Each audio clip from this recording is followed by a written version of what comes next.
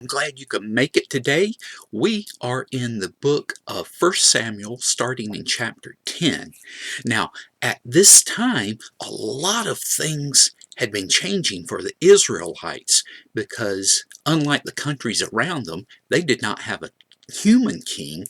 Their king was God, and they were having trouble following God, or at least they were finding it easy not to follow God because they were doing all kinds of things to get themselves into trouble, and God was continually raising up judges to go in and rescue them from their own bad decisions. So you would have some of the people decide that, okay, we're going to do what we want to do. We're going to act like the people who live around us. And as a result, those people would come in and conquer them. And they would find out that, it's not so good in this situation. They would cry out to God, and God would provide someone to rescue them. Now, there had been a number of judges, and the judges worked in different parts of Israel as they were needed. And we get to the time of Samuel. Now, Samuel is often considered the last judge, even though he really wasn't. He was the last effective judge, and he had been doing this job for quite a while, and he also had two other jobs working for God. He was a priest. You remember, he was raised by Eli to be a priest, and he was a prophet. God would talk directly to him. So Samuel was a powerful leader for the Israelites, but he was getting old, and the people knew it, and they were saying, look, give us a king like the countries around us have.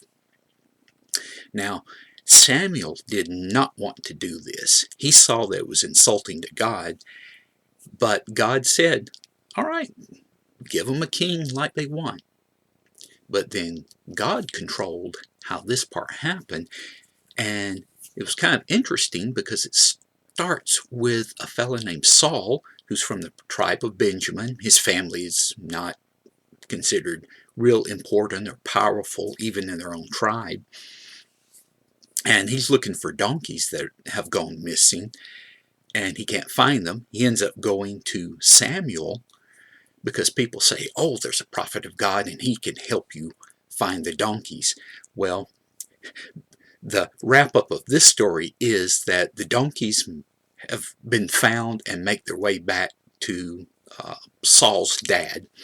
And Saul has made it to Samuel. Samuel tells him all of this, and God says, anoint this guy.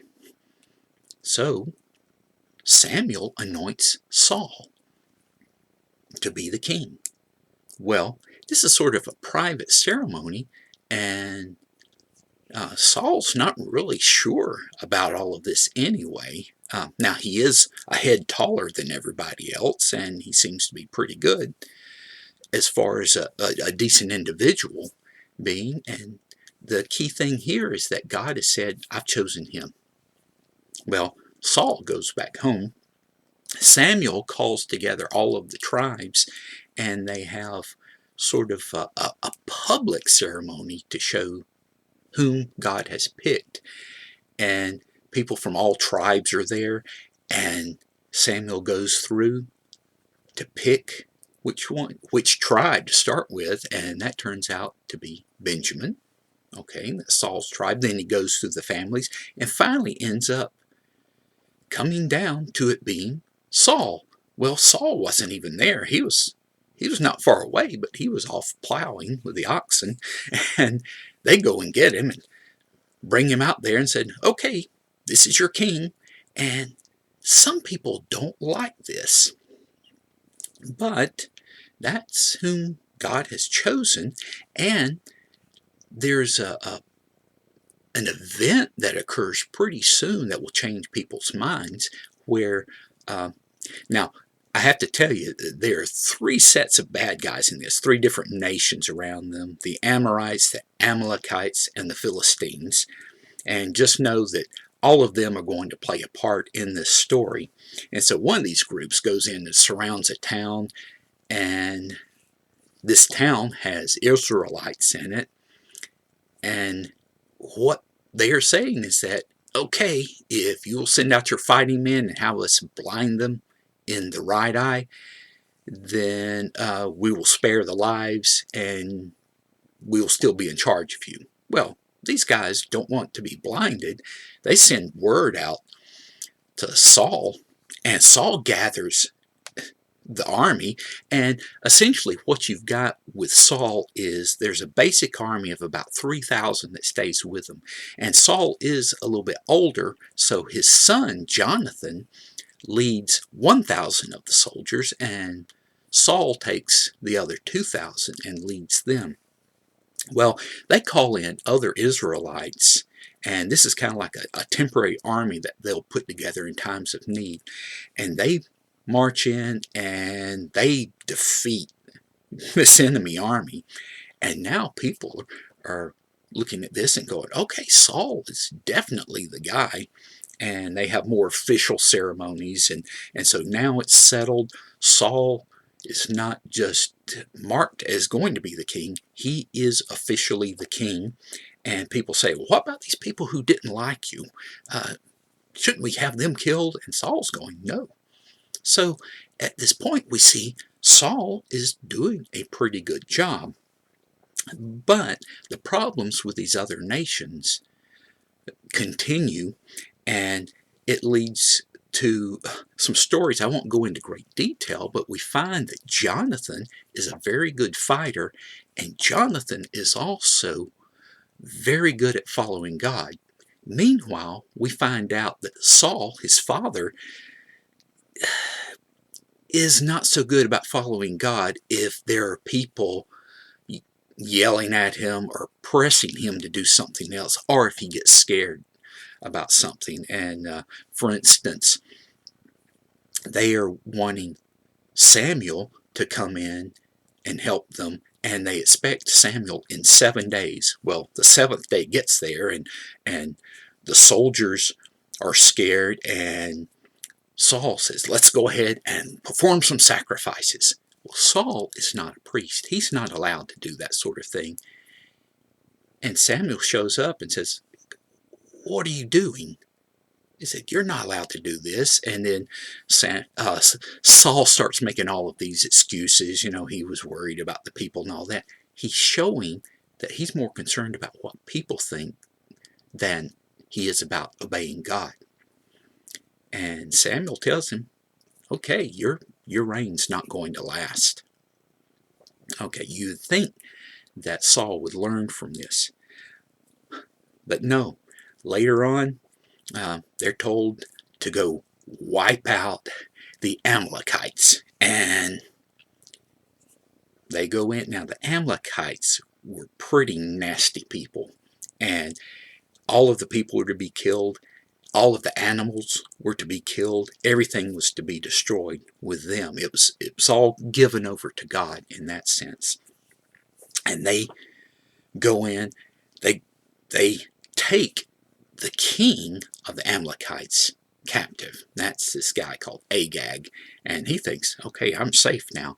Well, they kill the people, and then they kill some of the animals, but the best animals they keep for themselves. Well, Samuel shows up, and he goes, what are you doing? You didn't do what God told you to do. And Saul says, sure I did. We went and wiped out the people, and we got all these animals, and we're going to sacrifice them.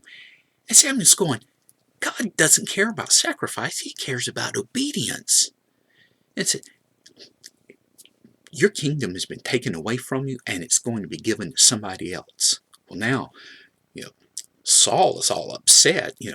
He thought he could do some things for God, but then make other decisions and decide what he wanted to do himself. And he's found out this is not the case.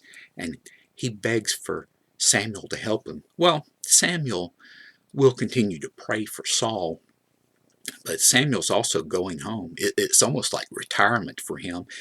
He's going home. He's never going to come back and see Saul again. Now, Saul will go to him at times, but pretty much Samuel has taken himself out of the picture, and Saul is going to be ruling Israel without the help of God. And this is going to make things worse and worse for both Israel and for Saul as time goes on. But what we understand from all of this is that there are consequences. If God tells us to do something, and we know things that God tells us to do by reading the Bible,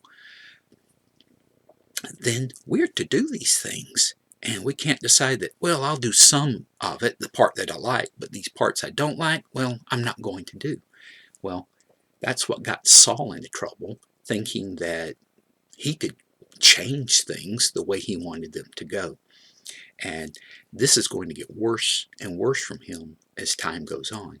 However, as Samuel told Saul, there's going to be somebody else to take Saul's place.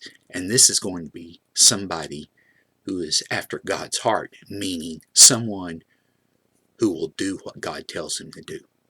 Okay, with that, I'm going to let you go. Today's tie, I brought this one because with the Superman symbol, we have the S in there, and you can think of that as for Samuel because he was super at working for God. Now, people thought Saul was also super as being the king, but it turned out he wasn't so much after all. So in this one, if you want to be like one or the other, be Samuel. All right.